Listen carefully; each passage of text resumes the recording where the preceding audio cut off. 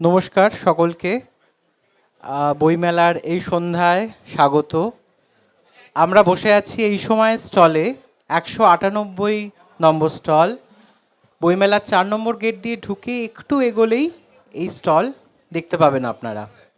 আজকে আমাদের এই স্টলে, এই সময়ের এই স্টলে চাঁদের হাট কথাটা কে তুচ্ছ মনে হয়, তার থেকেও যদি বেশি কিছু বলা যায় ততোধিক জ্যোৎস্নার সমাদর এখানে রয়েছে। এখানে রয়েছেন প্রখ্যাত সাহিত্যিক প্রচেত গুপ্ত এবং আরও একজন স্বনামধন্য কথাকার উল্লাস মল্লিক, এবং তাদের দুজনের সঙ্গে আজকে সন্ধ্যায় আমি অভিরূপ কিছু কথা বলবো।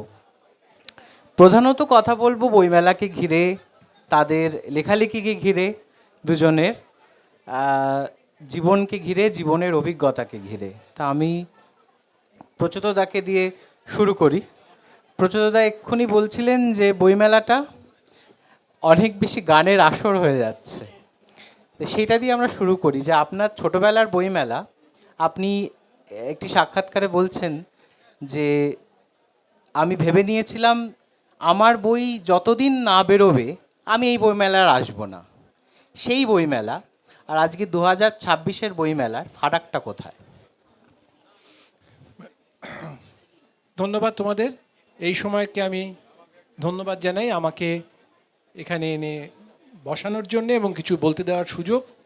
তার থেকেও বেশি ভালো লাগছে যতক্ষণ না আমাকে এনেছে আমি যাদের সঙ্গে বসেছি, আমার প্রিয়, আমার সহলেখক বা আমার সহ সময়ের লেখক শুধু নয়, উল্লাস আমার খুব প্রিয় মানুষ। অভিরূপকে আমি ভালোবাসি। ভালোবাসা খুব কঠিন হয় আজকালকার দিনে। সাধারণত এই কারণে ভালোবাসি অভিরূপকে, কারণ অভিরূপ কবিতা লেখে। উল্লাসকে আমি আমার প্রিয় বন্ধু করে নিয়েছি, যাতে কোনো প্রতিযোগিতা নাই যেতে হয়, গেলে সবসময় হারবো। আর অভিরূপকে ভালোবেসেছি কারণ আমি কবিতা লিখতে পারি না। যদি আমি কবিতা লিখতে পারতাম তাহলে কবি অভিরূপকে আমি নিশ্চয়ই হিংসে করতাম। মুখে বলতাম ভালোবাসি, যেমন হয় সাধারণত, মুখে কবিরা বেশি একে ওকে ভালোবাসাটাই ভালো না। বইমেলা অনেক বেশি গানের হয়ে গেছে। এই গানটা শুধুমাত্র বাইরের সত্যিকারের যন্ত্রপাতির গান নয়, এই গানটা এমনি অনেকটা জ্ঞান জ্ঞানে গান টাইপেরও হয়েছে বটে। এও একটা সত্য ঘটনা। আমি যখন ছোট ছিলাম মানে বহু পুরনো দিনের কথা, মানে অনেক দেখেছি। তুমি আমাকে দেখোনি ছোট ছিলে যখন, তো তখন কিন্তু মাঠের মধ্যে বসেই গান চলতো, গিটারে গিটারে গিটারে অনেক গান ছিল। আপনি এখনো ছোটই আছেন, কিন্তু তো আপনি চিরযুবক। এই শোনো, আমি যদি এই শুনে শুনে এর ফলে আমি সাহিত্যিক হিসেবেও তেমন কোনো মানে জায়গা পেলাম না। কে আর ছোট ছোট যুবককে কে আর সাহিত্যিক হিসেবে নেয় বলো? আমি সত্যিই একসময় ভেবেছিলাম, যা হয় যে এত বই, লক্ষ লক্ষ বই, আমার কোনো বই নেই, আমি আর বইমেলায় ঢুকবই না। কার ওপর রাগ করেছিলাম যে এই রাগটা ঠিক কার ওপর, বইমেলার ওপর না বইয়ের ওপর না নিজের ওপর, এইটা ঠিক করতে করতে পরের বছরে বইমেলা চলে এলো, আমি চলে এলাম। কারণ একটা তো নির্দিষ্ট করতে হবে রাগ অভিমানটা কোন কিসের ওপর আমার। আসলে হয়তো রাগ রাগ অভিমানটা থেকে এটা আসলে একটা জেদ যে আমিও একদিন বই লিখবো। তখন তো জানতাম না যে বই লিখলে সেটা বই হয় না। কেমন যেমন লিখলেই লেখা হয় না, তেমনি দু মলাটের মধ্যে খান কয়েক পাতা পুড়ে দিয়ে বললাম বই আর বই, চলো বইমেলা। তো যাই হোক, অনেক ভালো বই এসছে, ভালো লেখক এসছে তোমাদের মতো, আমি কিছু লিখতে পেরেছি, অনেক দিন হয়ে গেল বইমেলায় আসছি, এই পর্যন্ত। শুরুটা এইভাবেই হোক। উল্লাসদা, আপনার দেখার বইমেলা সেই সময়ের লেখালেখি প্রথম দিন আর এখনকার বইমেলার পার্থক্য কি মনে হয়? মূলত যেটা মনে হয় যে দর্শক সমাগম আরও বেড়েছে, এবং একটু তো আমরা শব্দকল্পদ্রুমে পৌঁছে যাচ্ছি। বিভিন্ন স্টল থেকে ঠিকরে ঠিকরে আওয়াজ বেরোচ্ছে। এগুলো একটা অনুষ্ঠান করার পক্ষে একটু প্রতিকূল অবস্থার সৃষ্টি করে। আর আমার প্রথম বইমেলা কিন্তু ময়দান বইমেলা, তখনও কিন্তু প্রচেতদারও তাই। হ্যাঁ, তার আগে শুনেছি রবীন্দ্র সদনের উল্টো দিকে হতো, সেটার অভিজ্ঞতা আমার নেই। আমার ওই পার্ক স্ট্রিটে ওই বইমেলাটার অভিজ্ঞতা আছে। তারপর কয়েক বছর মিলন মেলায় গেল বইমেলাটা। একবার বোধহয় হয়েছিল বসন্তকালে, সল্টলেক স্টেডিয়ামে হয়েছিল একবার বা দুবার, সেটা নামই হয়ে গেছিলো বসন্তে বইমেলা। তারপরে এখান থেকে তো পাকাপাকি ঠিকানা করে নিয়েছে এই মিলন মেলা প্রাঙ্গণে। আমাদের বইমেলা। তবে সেই আগেকার দিনের মতো উষ্ণতাটা এখনো একই উপভোগ রকম করি আছে। আর কি। হ্যাঁ, আচ্ছা, যেটা আমি বলতে শুরু করলাম যে বই না বেরোলে আমি বইমেলায় আসবো না, তারপর বই বেরোলো, কিন্তু আপনার একটা বই আছে ফেরত আসা গল্প। এই অমনোনীত শব্দটা আপনার লেখায় বারবার ফিরে এসেছে, যে আমি লেখা পাঠিয়েছি কিন্তু সেটা ফিরে এসেছে। এরকম দু একটা কথা বলুন না। তার আগে একটু উল্লাসের গল্পটা বলে নিই যে বইমেলা নতুন কি সংযুক্ত হয়েছে সেই ছোটোবেলাকে দেখতে দেখতে দেখতে যত বই বাড়ছে তত সেলফি আর মোবাইল ফোনে ছবিও বাড়ছে, এটাও বলে উল্লাস। কেমন শুধু বইমেলায় বই না, সেলফির মেলাও বটে বা মোবাইলে ফটো তোলার মেলাও বটে। সবচেয়ে বড় কথা যে চলাফেরা করা যায় না, আটকে দেয়, এই যাবেন না, এখানে তো ফটো সেশন চলছে। আমি তো পাশ দিয়ে যাই, যদি একটা ছবি উঠে যায় মন্দ কি, আমার তো ওই একটু প্রচার আমার হয়ে গেল। আমি ভাবি 144 চলছে নাকি, যাবেন না। এমনিতে তো প্রচার হল। আমি ভেবেছিলাম যে যদি সত্যি এরকম হতো বইমেলায় মোবাইল, ধরা যাক একটা দিন বললো বইমেলায় মোবাইল নেই, কি ভয়ঙ্কর কাণ্ড হবে। মানে আমি মোবাইল খুঁজছি, সে মানে ভয়ঙ্কর, এই সময় তো আসতে দেরি হয়ে গেছে, ডেকে খুঁজে পাচ্ছে না আমায়। ভালো হতো ব্যাপার। না, মঙ্গল হতো, চিৎকার করে বলা যাবে না। এই হচ্ছে ব্যাপার। আর তোমার প্রশ্নে আসি, ওই যে ফেরত আসা গল্প, মানে ওইটা ঠিক ফেরত আসা গল্প না। অনেকে ভেবেছিল আমার যে গল্পগুলো এসছে সেইটা দিয়ে বোধহয় আমি একটা বই লিখেছি, তার নাম দিয়েছি ফেরত আসা গল্প। তাহলে ওই গল্পের বইটা ওরকম 200, 250, 300 পাতার হতো না, ওটা আমার 1000 পাতার হয়ে যেত। আমার সবই ফেরত আসতো একটা সময়। আমার এখনও ফেরত আসে, আমার এখনও গল্প ফেরত আসে। আমি এখনো? হ্যাঁ নিশ্চয়ই, কেন ফেরত আসবে না? প্রচেতগুপ্ত গল্প পাঠাচ্ছেন, সেটা ফেরত আসছে? হ্যাঁ, এই তো বাসে বসে আছে, ও সম্পাদনা করে কোনো কোনো জায়গার কাজ, ও অনেক সময় নাকশিট করে, হয়তো বন্ধু বলে ফেরত দেয় না, এই তো ঘটতেই পারে। এবং এটা নিয়ে আমার কোনো আলাদা করে ভাবারও উল্লাস ব্যাপার দা নেই। কিছু বলুন। হ্যাঁ, ফেরত আমারও আসে এখনো পর্যন্ত, গল্প আমাদেরও ফেরত আসে, উপন্যাস ফেরত আসে। তো আমি যেবারে প্রচেততার একটু বেশি ফেরত আসে, একটু কান্নাকাটি করে আমার কাছে, আমি একটা অনলাইন পত্রিকা চালাই, তখন ওই কোনো রকমে এমনকি 2-1 বার টাকার অফারও দিয়েছে, যদি ছাপো তাহলে আমি কিছু তাহলে আমি টাকা দেবো। না না, ফেরত আসা সেরকম। আসলে তোমাকে অভিরূপ, আমি একটুখানি সিরিয়াস হয়ে বলি যে এই ফেরত আসাটা না, এইটা না যতদিন থাকবে ততদিন সাহিত্য ঠিক আছে। যতদিন থাকবে সম্পাদক যতদিন মনে করবে না তোমার লেখা ঠিক হলো না, ততদিন আমাদের সাহিত্য ঠিক থাকবে। পাঠক যতদিন বইটি ফেরত দেবে ততদিন আমাদের সাহিত্য ঠিক থাকবে।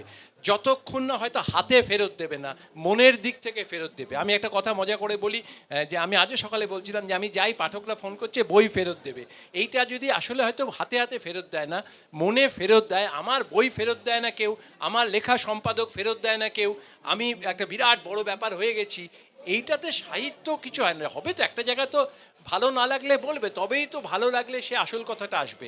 সেই জন্য ফেরত আসাটা কোনো দুঃখের বা কোনো লজ্জার একেবারেই নয়। এটা এটা নিজেকে নিজে একবার বিচার করে নেওয়া, এটার মধ্যে এটা তো চলতেই থাকবে। আমি তো, আর যদি কেউ ফেরতও না আসে অভিরূপ, যদি কেউ সযত্নে ছাপে, সযত্নে পড়েও, তাহলে তো লেখকের উচিত মন থেকে বলা যে না, এটা ফেরত আসার মতো, এটা ভালো হয়নি। যতদিন না সে বলবে আমি বিরাট, যতদিন সে ভাবতে থাকবে কোনো সৃজনশীল কাজই আজ পর্যন্ত শেষ পর্যন্ত হয়ে ওঠেনি, এটাও হয় না।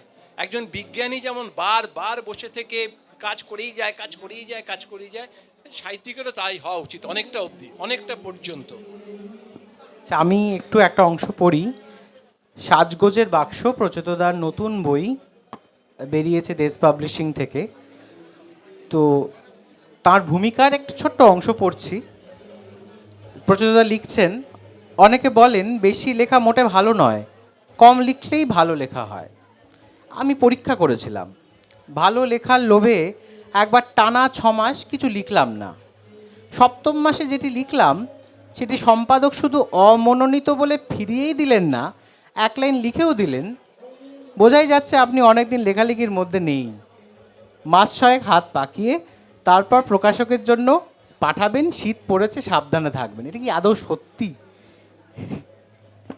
সমস্ত কথা সত্যি লিখি, সত্যি বলি, সত্যি লিখি, সত্যি ভাবি, এই সত্যি সত্যি তোমার পাশে বসে আছি, সব সত্যি। তা আপনার কি মনে হয় তাহলে লেখার সময়, মানে আমি একদম সিরিয়াস প্রসঙ্গে যাচ্ছি, আপনাদের দুজনেরই কি মনে হয় যে বিরতি প্রয়োজন মাঝে মাঝে? সেটা তো লেখক টু লেখক ভ্যারি করে। আপনার জীবনে এরকম হয়েছে? হ্যাঁ, 2-1 বার মনে হয়েছে একটু বিরতি প্রয়োজন। আসলে আমার লিখতেই খুব খারাপ লাগে আর কি, তো আমি নিজেই মাঝে মাঝে বিরতি নিয়ে নিই। সেটা কতটা প্রয়োজন কি অপ্রয়োজন সেটা আমার মাথায় থাকে না। আমার মনে হয় লেখা ছেড়ে দিলে বেশ ভালো হয়, হ্যাঁ, লেখা থেকে একটু দূরে থাকি, হ্যাঁ, তারপরে আবার সম্পাদকদের তাড়নায় লেখা শুরু করতে হয়। সেরকম বিরতি আমি মাঝে মাঝে নিজেই নিয়ে নিই, কোনো তাগিদ থেকে বা কোনো অনুভব থেকে নয়, কুড়েমির জন্যে বিরতি নিয়ে নিই। প্রচলিত আপনি, মানে আমি বলতে চাইছি এই স্বেচ্ছা বিরতি নাকি লেখা লিখতে পারছি না সেই বিরতি, সেটাও তো একটা বিরতি। অবশ্যই রাইটার্স বিরতি- ব্লক বলে। বিরতি তো থাকা, সব সময় বিরতি থাকবে মনের মধ্যে। আমি যেমন বিরতি খুব কম লিখি, সারা বছরে খুব কম লিখি, এখন তো খুবই কমে গেছে। আমি উল্লাসকে দেখি বিরতি নেয়, মানে ওর ভালো লাগে বিরতি নিতে, নইলে ভেতর থেকে লেখা আসে না। আমি তো সারা বছরের মধ্যে অধিকাংশ সময়টা না লিখে থাকি, আমি জানি আমি না লিখে থাকি, নইলে আমি দেখি পাশের আরেকজন লেখক 4জন 5টা করে উপন্যাস লিখে ফেলছেন বছরে। আমার খুব ভালো লাগে, মানে ওনারা পারছেন, আমি পারছি না। আমি বছরে একটার বেশি উপন্যাসও লিখতে পারি না, যদি লিখি সে বছর। আমি গল্প খুব বেশি লিখে উঠতে পারি না, ওই 10টা ম্যাক্সিমাম, মাসে একটা, এর বেশি আমি পারি না। তো বিরতি তো থাকা দরকার, বিরতি নিজের লেখায় রাইটার্স ব্লক হওয়া দরকার, লেখকের মাঝে মাঝে আটকে যাওয়া দরকার। যেমন আটকে যাওয়া দরকার লেখকের, তেমনি লেখকের নিজেকে আটকে দেওয়ারও দরকার, দুটোই দরকার, দুটোই দরকার। তো এটা হবে, এটাই তো হয়। আবার অনেক সময় কি জানো তো, যখন লিখতে এসে গেছি, লিখতে শুরু করে গেছি, তখন কিছু কিছু বাধ্যবাধকতাও তো জীবনে থাকে। তোমারও, তুমি লেখো, তুমিও নিজে জানো, একটা নির্দিষ্ট পত্রিকা বইমেলা সংখ্যা বের করছে, তুমি কি করবে? তোমাকে তাকে একটা লেখা তো, কবিতা লিখে দিতেই হবে অভিরূপ, তাই না? এ তো কোনো উপায় নেই। তো এগুলো মাঝে মাঝে তখন হয়। কষ্ট হয়। কষ্ট হয়। আবার এটাও কিন্তু ঠিক, খুব চাপে পড়ে থাকলে লেখা খারাপ হয়, এটা একদম ঠিক না, এটা কথা। একদম ঠিক কথা। যারা বলেন এটা বোধহয় না জেনে বলেন।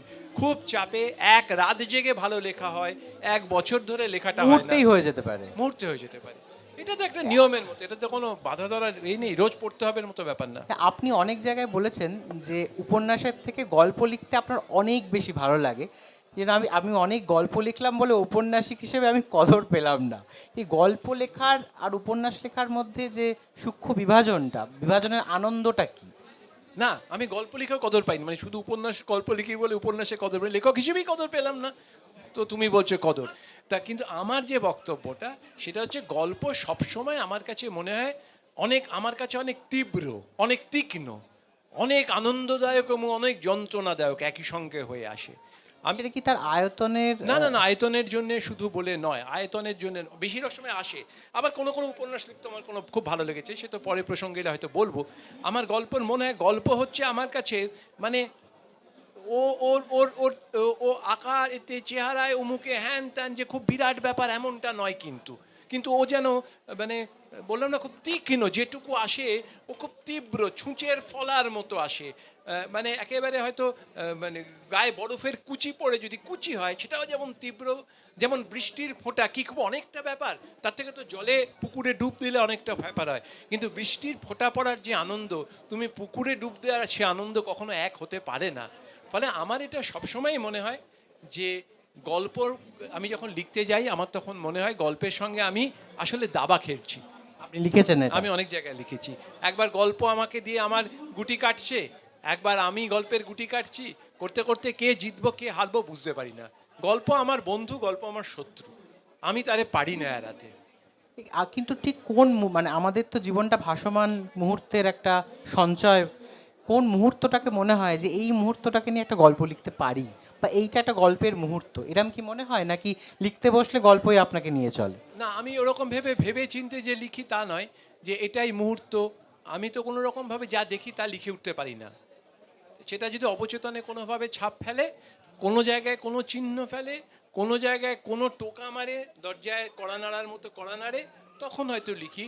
তবে কোনো কোনো ভালো ভালো গল্প পড়তে গেলে অভিরূপ, তখন আমার মনে, এরম যদি আমি লিখতে পারতাম। এখানে যেহেতু আছে উল্লাসের কথা আমি বলবো, উল্লাসেরও এমন কত তো পৃথিবীর অনেক গল্প আছে, বাংলায় অনেক গল্প আছে।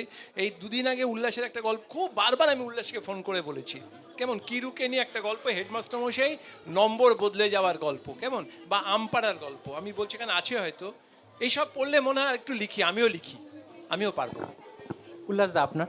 হ্যাঁ, আমার তো একটু কোথাও একটু ফ্ল্যাশ করে, হ্যাঁ, কোনো একটা মুহূর্ত আমার মনে হয় সেটাকে ধরে এগোই, বা কোনো চরিত্রের কিছু কাণ্ড কারখানা এগুলোকে মনে হয় ধরি। কিন্তু আমার ওই প্রথম লাইনটা নিয়ে প্রচুর ভাবতে হয়, মানে আমার এরকমও হয়, আমি এমনিতেই স্লো, যে গোটা গল্পটা লিখতে আমার যে সময় গেল, প্রথম লাইনটা স্বর্গ থেকে আসে। প্রায় একই রকম সময় গেল। তারপরে আমি লিখতে থাকি, খুব স্লো, কাটাকুটি হয়, কনফিডেন্স কম, বেশিরভাগ ক্ষেত্রেই ডেট ফেল করি। সম্পাদকের যথেষ্ট মুখ নাড়া খেতে হয়। একবার আমি ঠিক করেছিলাম যে না, আমি আর ব্যাড বয় থাকবো না, আমি গুড বয় হব। তো আমি একটু লেখাটা তাড়াতাড়ি, অনেক দিন আগে ধরে তাড়াতাড়ি শেষ করে সম্পাদকের কাছে নিয়ে গেলাম। তো সম্পাদক বিশ্বাসই করছে না, বলে কোথা থেকে টুকেছো নাকি, তোমার লেখা তো এত তাড়াতাড়ি আশা করা যায় না। বিশ্বাসই করতে চায় না যে আমি লিখেছি ওটা। এরকম একটা দুর্নাম হয়ে গেছে বাজারে। যেটা আমার বলার সেটা হচ্ছে যে এই গল্প লেখার কথা আমরা বলছিলাম, আপনার পুরো লেখা জীবনটাকে যদি ধরি, তাহলে একই সঙ্গে নগর কেন্দ্রিকতা যেমন দেখতে পাই, আপনি ঝিলডাঙ্গার কন্যা লিখছেন, সেখানে গ্রামের জীবনও আছে। আপনি সাগরের যে উপন্যাস বা গল্পগুলো লিখছেন, সেখানে বিচিত্র সব জীবন আছে। শুধু একটা জীবনের ভেতর মানে শুধু যে কলকাতা, আপনার কলকাতায় বেড়ে ওঠা, কলকাতায় থাকেন আপনি, তা তো নয়। এই বিচিত্র ভূখণ্ড আপনার লেখায় বারবার এসেছে প্রচুরদা, এবং তার সঙ্গে বিচিত্র সব মানুষের জীবন। এই জীবনের ভেতর যে নিজেকে ছুঁড়ে দেওয়ার প্রক্রিয়াটা, এইটা কিভাবে করেন লেখার সময়? আমার কিন্তু যখন আমি গল্প লিখি, বড়দের হোক ছোটদের হোক, আমি একটা দীর্ঘ প্রক্রিয়ার মধ্যে দিয়ে গেছি। আমি উল্লাসের কথা, উল্লাস আছে, উল্লাসও জানে, বলবে ওর নিজের কথা। আমি একটু মানে আমার গল্প প্রকাশটা একটু অন্যরকম, যারা পড়েছেন তারা জানেন। আমি খুব মানে আমার ইন্দ্রিয়, শরীর উত্তেজিত হয়ে পড়বে, মানে আমার গায়ে রোমটম খাড়া দিয়ে উঠবে, চুল সিধে হয়ে, এমনটা আমি ঠিক পেরে উঠি না। কেমন কোনো পরিবারের লোক এই কথাগুলো বলছে এরকম মনে হয়, এবং নিজের হ্যাঁ। লোক যার মধ্যে একটা ইতিবাচক ভাবনা আছে, সে সমাজটাকে খুব নতুনভাবে এবং খুব শুভ বোধে দেখে। আমার নিজের মনে হয়, আমি সেটাই লেখার চেষ্টা করি, যে গল্পটা পড়া হয়ে গেলে হয় পাঠকের ঠোঁটের খুব কোণে এক চিলতে হয়তো হাসি থাকবে, বা চোখের কোণে হয়তো একটু জল থাকবে, বা হয়তো তার রাগ হবে খুব গল্পটা পড়ে, বা হয়তো গল্পটা পড়ে তার প্রতিবাদ হবে। আমি একটা ছোট্ট গল্প উদাহরণ দিয়ে বরঞ্চ বলি, কেমন? তাহলে আমি বুঝতে পারবো যে আমরা গল্পটা কিভাবে এসেছিল আমার। তো আমি একদিন যাচ্ছিলাম, যেরকম আমরা সবাই যাই পথে, রাজনৈতিক মিছিল তো আমরা দেখি, মিছিলের মধ্যে পড়ি, গাড়ি আটকে দেয়, জ্যামে আটকে পড়ি, বাসে আটকে পড়ি, এরকম হলো। তো সবারই যেরকম মনে হয়, আমার কিন্তু একটা অন্যরকম দৃশ্যপট আমার চোখের সামনে আসতে লাগলো। কেমন? আমার মনে হতে লাগলো আমি একটা গল্প লিখে ফেললাম মিছিল নামে। পরে ছবিও হয়েছিল, সিনেমাও হয়েছিল। এই গল্পটা হচ্ছে সাধারণ একটি মেয়ের, একটি তরুণীর চাকরি করেন অফিসে, তার বিয়ের সম্বন্ধ দেখা হয়েছে একটি ভালো পাত্রের সঙ্গে, সুপাত্র, সুপরিবার, ছেলে বিয়ে প্রায় পাকাই। তো মেয়েটি অফিসে কাজ করে, যে বলেছে তুমি কাজ করতে পারো, কোনো অসুবিধা নেই, স্বাধীন। পরিবারটিও খুবই ভালো, শিক্ষিত, রুচিশীল পরিবার। মেয়েটি খুব খুশি যেরকম পরিবারে তার বিয়ে হবে, সম্বন্ধ পাকা হয়েছে। তো মেয়েটি একদিন অফিস করে যখন বাড়ি থেকে এই অফিসের বাইরে নামছে, অফিস পাড়ার ফুটপাতের ধারে গেছে, একটা মিছিল আসছে রাজনৈতিক দলের। তো মিছিল আসতেই পারে, হরবকত মিছিল, আমাদের কলকাতা তো মিছিলেরই শহর। কিন্তু ছবি তুলেছিল কাগজের চিত্র সাংবাদিকরা, সেই পরের দিন খবরের কাগজে দেখা গেল এমনভাবে ছবিটা উঠলো, মনে হলো মিছিলের সঙ্গে ওই তরুণীও রয়েছে। যেরকম ছবি তোলে মিছিলের অংশ সে। চিত্র সাংবাদিক যেরকম ছবি তোলেন, ছবিতে যেমন বলি না আমরা ছবি সত্যি কথা বলে, তেমনি আমরা নিজেরাও জানা, বহু জায়গায় জানি ছবি ভীষণ মিথ্যে কথাও বলতে পারে, দুটোই সমান বলতে পারে, একটুখানি বাদ দিলেই ছবি মিথ্যে হয়ে যায়। কেমন? এরমও করা যায়, আবার সত্যি করা যায়, দুটোই করা যায়, লেখার ক্ষেত্রেও ছবির ক্ষেত্রেও সমান। এটা আমি মনে করি, এটা আমার মত।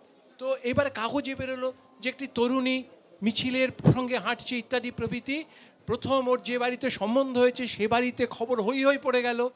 তারা জানালো এই বাড়ির মেয়ে, তার আত্মীয় স্বজন, এই মেয়ের ছবি দেখেছি, এই মেয়েকে দেখতে গিয়েছিলাম, এ রাজনীতি করে। অসম্ভব, সব পারা যাবে।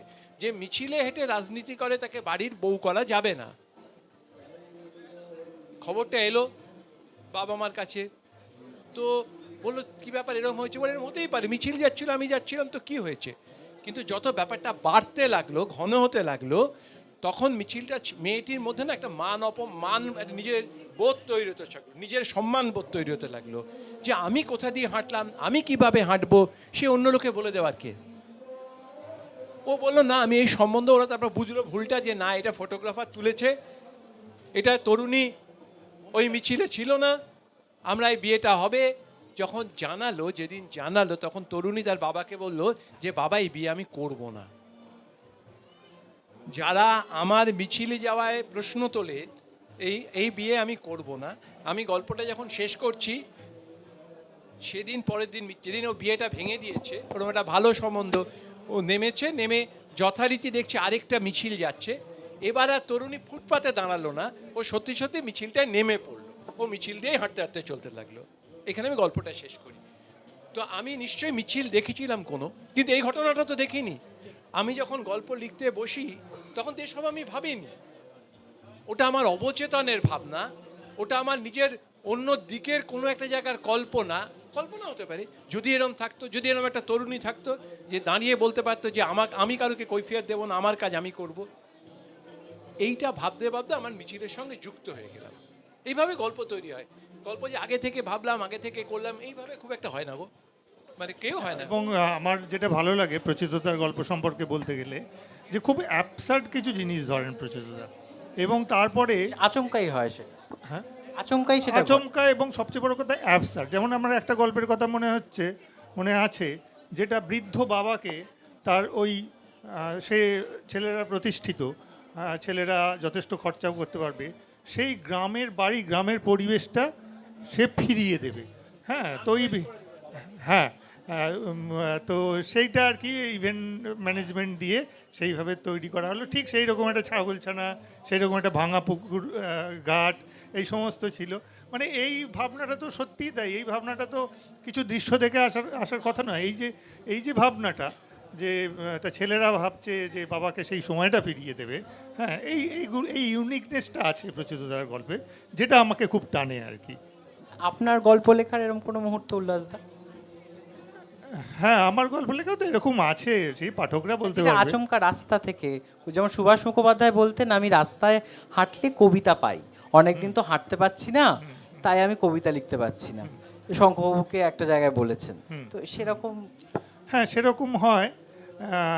কিছু থাকে তো একদম পুরোটাই কল্পনায় আসে, তার একটা হয়তো বিন্দু কোথাও পড়ে থাকে। আর একটা যেমন মনে আছে কিছু চোখে দেখা দৃশ্য, আমাদের বাড়ির কাছে একটা দাইমা ছিল, হ্যাঁ, তিনি প্রসব করাতেন বাচ্চাদের। তো তারপরে হসপিটালগুলো গ্রামে গ্রামে ওই প্রাথমিক স্বাস্থ্যকেন্দ্র সরকার তৈরি করলো, এবং সেখানে দেখা গেল নতুন নতুন কর্মী নিয়োগ হচ্ছে যারা ট্রেন্ড, তাদেরকে এমনকি কোথাও কোথাও দেখা গেল যে দাইমাদের ট্রেনিং দিয়ে তাদের অ্যাবজর্ব করা হচ্ছে। তো এই দাইমা সেই সুযোগটা আসে না, এইবারে ওই হসপিটালটাকে শত্রু বলে ভাবতে থাকলো। হ্যাঁ, এবারে সেই শত্রুতা চলতে লাগলো। এবারে হসপিটাল শত্রু মানে ওখানকার দিদিমণিরাও শত্রু, তাদের সঙ্গে একটা শত্রুতা করতে লাগলো, এইভাবে গল্প চলতে লাগলো আর কি। এটা যেমন দেখা চরিত্র নিয়ে লেখা। আর একটা গল্প লিখেছিলাম যেটা রাজনৈতিক স্যাটায়ার আর কি, পলিটিক্যাল স্যাটায়ার, সেটা হচ্ছে যে মৃত্যু মুখে খগেন খামরুই। তো এই গল্পটা হচ্ছে, আমি দেখেছি যে রাজনৈতিক দলগুলো সবসময়ই করে, বিশেষ করে ভোটের আগে বেশি করে, তারা একে অপরকে যে কোনো মূল্যে পাল্লা দিতে চায়। তো একটা জায়গায় বন্যা হয়েছে, সবাই একটা উঁচু জায়গায় উঠে গেছে, সেখানে ত্রাণ শিবির হচ্ছে। ত্রাণ শিবির এ পার্টি হঠাৎ ত্রাণ শিবির খুঁড়ে ফেললো, খোলার পর 2 নম্বর পার্টি সে বলছে যে আমরা তো তাহলে খুলতে পারবো, ওদের দিকে লোক যাচ্ছে, ওরা জিন্দাবাদ বলাচ্ছে, ওদের পার্টির পতাকা উঠছে, বলে এরা করলো। বলে শুধু তো ওইটা করলে হবে না, এদের থেকে ভালো মেনু দিতে হবে। বলে 2 নম্বর পার্টি হচ্ছে কি আর একটু ভালো মেনু দিল। দেখে দেখে 3 নম্বর পার্টি সে বললো তাহলে আমাকেও করতে হবে, আমারও এতে লোক টানতে হবে, সে আরও ভালো মেনু দিল। এই রকম করে মেনুর কম্পিটিশন হতে লাগলো। এর সাদা ডাল ভাত থেকে হয়ে গেল বিরিয়ানি, পকোড়া, আইসক্রিম। হ্যাঁ, মানে এরা যেদিন যেটা করে তার পরের দিন তারা আরেকটু বেশি কিছু করে, তাদের দিকে লোক টানার জন্য। এরকম একটা স্যাটারিক্যাল লেখা লিখেছিলাম। আচ্ছা, এটা পুরোটাই কল্পনা। পুরোটাই কল্পনা। আচ্ছা, আমি একদম একটা ভিন্ন, তার মধ্যে এই ব্যাপারটা আছে যে তার জন্য ওই পলিটিক্যাল পার্টিগুলোকে একটু জানা দরকার, চেনা দরকার। তা তো বটেই। আমি একটু ভিন্ন দিকে একটু যাচ্ছি, সেটা হচ্ছে প্রচুরদা প্রথমেই বললেন যে অভিরূপ কবিতা লেখে। ফলে কবিতার বিষয়ে যাই, সেটা হচ্ছে গদ্য সংগ্রহ দ্বিতীয় খণ্ডেই সম্ভবত সন্দীপন চট্টোপাধ্যায়ের একটা সাক্ষাৎকার আছে। সেখানে সন্দীপন খুব বিরোধিতা করছেন যে কোনো গল্প বা উপন্যাসের কোনো অংশ বা মুহূর্তকে পাঠক বা কোনো সমালোচক যদি বলেন এর কবিতার মতো হয়েছে। কবিতার মতো হবে কেন, গল্প লিখছি তো। অর্থাৎ কোনো গল্পের একটা জায়গা ভালো লাগলে বা উপন্যাসের একটা জায়গা ভালো লাগবে বা সিনেমার একটা জায়গা ভালো লাগলে আমরা অনেক সময় বলি এর তো পুরো কাব্যময়। এই সম্পর্কে আপনার কি মনে হয়? দেখো, কাব্যময় বা কবিতার মতোটা বহুদিন ধরে প্রচলিত। কবিতার মতো সুন্দর এটা একটা এখন আমাদের একটা ফ্রেজের মতো হয়ে গেছে। গল্পের মতো সুন্দরও তো হতে পারে। না, এটা ফ্রেজের মতো হয়ে আছে, এটা ফ্রেজের মতো হয়ে আছে। এটার মধ্যে আমি তো কবিতা একদিনও লিখি না, জীবনে লিখিনি, কিন্তু এটা যখন কেউ বলে আমি কিন্তু গর্বিত হই। কেন গর্বিত হই? আপনার সমর্থন রয়েছে। অবশ্যই সমর্থন রয়েছে, কারণ কবিতার মতো লেখা, কবিতার মতো শব্দটার মানে কিন্তু গদ্যকে খাটো করা নয়, কবিতার মতো এক ধরনের সৌন্দর্যকে বোঝাতে আমরা কবিতার মতো বলি। এরকম অসংখ্য ফ্রেজ আসে, তাহলে সে সম্পর্কে আমাদের আপত্তি করতে হয়। এটাকে ওইভাবে একেবারে আক্ষরিক অর্থে দেখলে হবে না, এর অর্থগতভাবে দেখতে হবে, তাই তো? একদম কি ছবির বলতে মতো চাইছে? দেখো কি সুন্দর, দেখো একটা নদী, একটা গাছ, কি সুন্দর যেন একটা আঁকা ছবি, অথচ আঁকা ছবি না, এটা প্রকৃতি দেখছি, তাই তো? ছবির মতো বলি তো, তা থেকে আমরা প্রকৃতিকে খাটো করি? একদম খাটো করি না।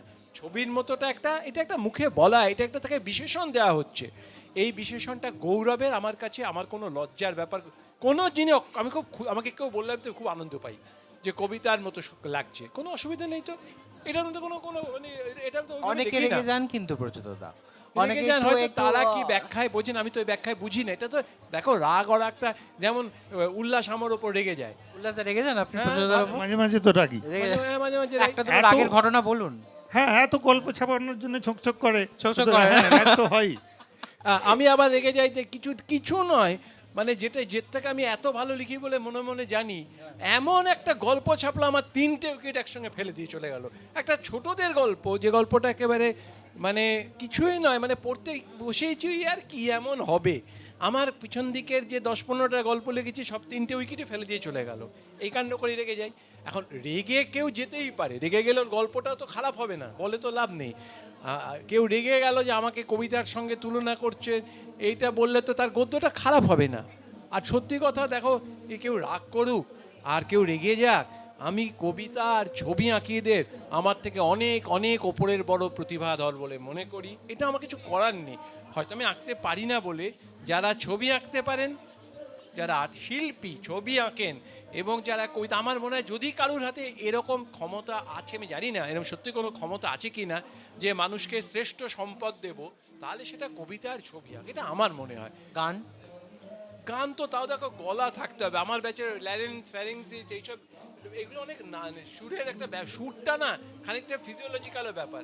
কেমন এই যে তোমাকে এত সুন্দর দেখতে, এটার মধ্যে তোমার খানিকটা এই যে এত সরল সুন্দর এত ভালো দেখতে, এটা তো তুমি নিজে আর কতটা করতে পেরেছো, কতটা সেজে করতে পারবে। তো এইটার থেকে তাও সৌন্দর্য ভালো, কিন্তু গানও খুবই ভালো ব্যাপার, সে তো, কিন্তু ওটা খানিকটা এসে যায়। কিন্তু কবিতা বা ছবি একেবারে অগাধ সম্পদ। আমি এখান থেকে একটা শব্দ নিয়ে নিচ্ছি, যে আপনি বললেন সরল। আপনি একটা জায়গায় লিখেছেন যে একটি বইয়ের ভূমিকাতে, যে আপনার গল্পের ধরন সম্পর্কে আপনার মনে হয় সহজ সরল ফর্ম। আপনি রবীন্দ্রনাথ থেকে সন্দীপনের পরিধিটা বলার পর আপনি নিজের ফর্ম সম্পর্কে বলেছেন। এই সহজ শব্দটাকে আপনি কিভাবে দেখেন লেখালেখির ক্ষেত্রে? আমি যেটা লিখছি আমি সেটা বুঝতে পারছি কিনা, এটাকে আমি সহজ বলি। প্রথম সহজ, আমি যা লিখছি, আমি অভিরূপ, আমি একটি কবিতা লিখছি, এই কবিতা কি আমাকে স্পর্শ, আমি কি বুঝতে পারছি আমি কি লিখছি, এটাকে আমি সহজ বলি। তারপর তো পাঠকের বোঝা অবোঝার কথা। পাঠক অনেক সহজ সরল বাক্য, এটা ভাবে পড়তে ভালো, কিন্তু বুঝতে পারে না, আমরাও বুঝতে পারি না। অনেক সহজ কথা আছে, আমরা কি বুঝতে পারি? সহজ কথা ঠিক ততটা সহজ নয়। ততটা সহজ নয়। আমি তোমাকে ভালোবাসি, এই কথাটা বুঝতে বুঝতে এক একটা মানুষের 10, 12, 15 সারা জীবন কেটে যায় সামান্য 3টে কথা। তো আমি নিজে মনে করি আমি যা লিখছি আমি তা বুঝতে পারছি তো, এটা আমার কাছে সহজ, এটা আমার কাছে সরল। এবছর বইমেলায় আমার এই কবিতার মতোতে একটু অভিজ্ঞতা আছে এবং একদল পাঠক, মননশীল পাঠক তো আছেনই বা দর্শক আছেনই, যারা একটা সিনেমা দেখে বলল যে একদম কবিতার মতো, তারা ওই কবিতার ভাব বস্তুটুকু জানে এবং সাহিত্যের মূল যে স্তম্ভ তারা কি তার কবিতা বলতে আসলে একটা স্বপ্নকে বোঝায় বা না, একটা- এই ক্ষেত্রে সেটা সেটা বোঝায়, কিন্তু যা সংখ্যাটা জীবনের বাইরে। সংখ্যাটা এখন হচ্ছে কি বাংলা সাহিত্যে এটা হয়ে গেছে যে কতগুলো শব্দ একদম লব্জ হয়ে গেছে, হ্যাঁ, যেগুলো বললে আর মান নেই। আমি যদি বলি আমি একটা সিনেমা দেখে কিচ্ছু বুঝলাম না, কিন্তু বলে দিলাম যে কবিতার মতো, তাহলে আমার 7 খুন মাপ। আমি বুঝিনি। হ্যাঁ, আমি আমি হ্যাঁ, এরকম কতগুলো আছে, যেমন আমার ভেতরটা নড়ে গেল একেবারে, আমাকে কে যেন ধাক্কা দিয়ে গেল, আমি স্তব্ধ হয়ে বসে রইলাম। এইগুলো বলার পর না মনে হয় সত্যিই সেই পাঠক সে তো বুঝতেই পারেনি গল্পটা, সেই গল্পটা নিতেই পারেনি। এখন আরেকটা বলা হয়, এই লেখার কাছে হাঁটু মুড়ে বসে আছি। হ্যাঁ, একদম এটা বলা হয়। হ্যাঁ, এইগুলো আমার মনে হয় কিছু ফাঁকিবাজ, হ্যাঁ, সেইভাবে এটাগুলোকে ব্যবহার করছে আর কি। হ্যাঁ, যে এই কবিতার মতো কেন আমরা একটা ছবি দেখে কেন বলবো না, বা একটা চলচ্চিত্র দেখে কেন বলবো না এটা একেবারে নাটকের মতো, হ্যাঁ, বা একটা গান শুনে বলবো না যে এটা একদম পথের পাঁচালীর মতো, একটা গদ্য সাহিত্যের সঙ্গে কেন তুলনা করবো না। সবাই তো নিজের নিজের জায়গায় ভাস্বর, সবাই নিজের নিজের জায়গায় স্বতন্ত্র। হ্যাঁ, তো সুতরাং সেরকম দর্শক এবং পাঠক সত্যিই আছে যারা একদম অন্তর থেকে উপলব্ধি করে প্রকাশ করে, কিন্তু তার সঙ্গে প্রচুর ফাঁকিবাজও ঢুকে গেছে এর মধ্যে বলে আমার বিশ্বাস। আচ্ছা, আমি যেটা উল্লাসদার কাছেই আসছি, উল্লাসদার সাম্প্রতিকতম বই বাঁশ, বইটি এরকম দেখতে, দেশ পাবলিশিং থেকে বেরিয়েছে। আরও দুটো বই, একটা হচ্ছে জ্যাঠামশাইয়ের আরও কীর্তিকলাপ, আনন্দ পাবলিশার্স, চোর পুলিশ খেলা, পত্রভারতী। তো এই সমস্ত বইগুলোর মধ্যেই যে একটি বিন্দু মনের যে বইগুলোকে ধরে রেখেছে সেটা হচ্ছে অপূর্ব হাস্যরস। তো আমার যেটা প্রশ্ন অনেক দিনের জানতে ইচ্ছে করে যে আপনার মন ভালো নেই, মন বিরক্ত, হ্যাঁ মানে বিরক্ত, ক্রুদ্ধ, ভঙ্গুর হয়ে আছে, সেই সময় কাল সকালে 10টার মধ্যে আপনাকে একটা হাসির গল্প লিখতে হবে, হাসি আপনার জীবনে দূর দূরান্তে নেই, তখন কিভাবে লেখেন? না, আমি যখন লিখি আমি মানে সমস্তটা জীবনই আমি হাসির মধ্যে, হাসি ঠাট্টার মধ্যেই থাকতে চাই, ফলে আমার ওটা কোনো কিন্তু অসুবিধা এমন হয় তো না। হয় উল্লাসদা যে আপনিও হ্যাঁ, মানে আমি হয়তো আমার কোনো দুঃখজনক ঘটনা ঘটেছে, আমার মেয়ে ফেল করে গেছে পরীক্ষায়, কিন্তু আমি জানি যে হ্যাঁ, বললে একেবারে বিরাট মানে পড়াশোনা দাদু বলে, যাই হোক আমার মেয়ে ফেল, আমার "বলছে, আমার "বলছে, ভালো গল্প লিখে ঘন্টা দাও।" হ্যাঁ, ঘটনা ঘটলো। এটা এটা একটা দুঃখের ঘটনা। তো তার মধ্যে হাসির গল্প লেখেন কি করে? হ্যাঁ, তখন ওটা মন থেকে সরিয়ে ফেলতে হয়। হ্যাঁ, তখন আর এটা একটু প্র্যাকটিসেরও ব্যাপার, দীর্ঘদিন লিখে লিখে একটু প্র্যাকটিসও হয়ে যায়। হ্যাঁ, যে সব সময় আর আরেকটা হচ্ছে যে আমার দৃষ্টিভঙ্গিটা আমি কিভাবে রাখবো। বা লিখতে লিখতে কি একটু মন শুশ্রূষাও পায় ওই হাসির গল্প? হ্যাঁ, লিখতে লিখতে কিছুটা শুশ্রূষা পায়। আর একটা হচ্ছে ব্যাপারটা হাসির গল্প বা রম্যরচনা, সেই ব্যাপারটা ধরুন আপনাকে একটা নেলা খাবলা একটা লোক আর কি, হ্যাঁ, একটু আতপাগল, এখন আতপাগল অনেক রকম ছিল, সে জীবনানন্দকেও আতপাগল বলা হতো, তারও কাঁচা খুলে দেওয়া হতো, হ্যাঁ, তারপরে আপনার বিভূতিভূষণকেও বলা হতো সেরকম, তার হয়তো অন্য অনেক গুণ আছে, কিন্তু লোকেরা তার পিছনে লাগে। এটা নিয়ে একটা কেউ সিরিয়াস উপন্যাস লিখছে বা সিরিয়াস প্রবন্ধ লিখছে, হ্যাঁ, তো সে এরকম দশক ওয়াইজ ভাগ করে দেখাবে যে এখন আগে ওরকম ছিল, এখন এই প্রবণতাটা বাড়ছে, এর আর্থসামাজিক কারণ কি, হ্যাঁ, মানুষের মনের কোন অন্ধকার থেকে এগুলো উঠে আসে। আবার যদি প্রচেতার মতো মানুষ শুরু করেন, আমার মনে হয় উনি শুরু করবেন যাব বাবা তাহলে রাগাবো না, এইভাবে উনি শুরু করলেন, শুরু করে মানে উনিও যা বলার ওইভাবে বলে দিলেন আর কি, হ্যাঁ, মজা করে করে মজা করে করে বলে দিলেন, অর্থাৎ আমার মস্তিষ্কে থাকছে যে আমি কি করে বলবো কথাটা, মজার ছলে বলবো না আর একটা সিরিয়াস প্রবন্ধ লিখবো, এইভাবেই হাসির গল্প বা রচনাগুলো আসে বলে আমার বিশ্বাস। আমি এটা উল্লাস আছে, যখন উল্লাসকে নিয়েই বলবো, উদাহরণ দিয়েই বলবো। আসলে হাস্যরস বা রসের যেটা রসবোধ থাকে, যে রসবোধ লেখায় থাকে, গদ্যে বা পদ্যে যেখানেই থাকুক না কেন, তার তার একটা সেকেন্ড টেক্সট তো থাকে, মানে তার একটা দ্বিতীয় পার্টও থাকে, সেই পার্টটা তলায় থাকে। তার মধ্যে অনেক সময় কিন্তু খুব সূক্ষ্ম বেদনাও থাকে, সমাজের কঠিন অবিচার থাকে। চ্যাপলিন, তাহলে চ্যাপলিনের মতো কে আছে? সারাক্ষণ তাই কে আছে, একটা তাকিয়ে নির্যাতন থাকে, অপমান থাকে, প্রতিবাদ থাকে। প্রতিবাদ তো থাকে। আমি এক্ষুনি একটা দেখতে গিয়ে, এক্ষুনি বাঁশটা দেখতে গিয়ে একটা জায়গায় দেখলাম, আমি আর উল্লেখ করছি না, তাহলে কেউ বাঁশ নেবেন না, মানে সরি বাঁশ কিনবেন না। উল্লাস যে বাঁশ দেওয়ার চেয়ে মানে কেনার, বাস নেবেনটা কিন্তু ইচ্ছাকৃত হলো, হ্যাঁ। তাহলে বাঁশ নিন, আমি চাই উল্লাস যে বাঁশ দিয়েছেন। কিন্তু এটা উল্লাসের লেখায় খুব আছে, ভয়ঙ্কর। সেই জন্যে উল্লাস বড় সাহিত্যিক। ওর নিচে যে হাস্য কৌতুক, কৌতুক রস, তার যে শ্লেষ, যে ব্যঙ্গ, তার তলায় অনেক প্রতিবাদ, অনেক বেদনা, অনেক প্রবঞ্চনা এবং অনেক সময় অনেক ভালোবাসাও গোপনভাবে থাকে।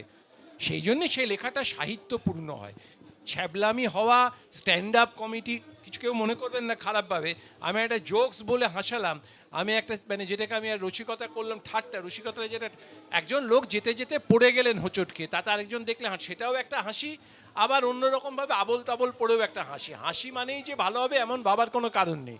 হাসির মধ্যে স্থূলতা ভাব থাকতে পারে, স্থূল হাসি হতে পারে, আবার সূক্ষ্ম বোধের হাসি হতে পারে।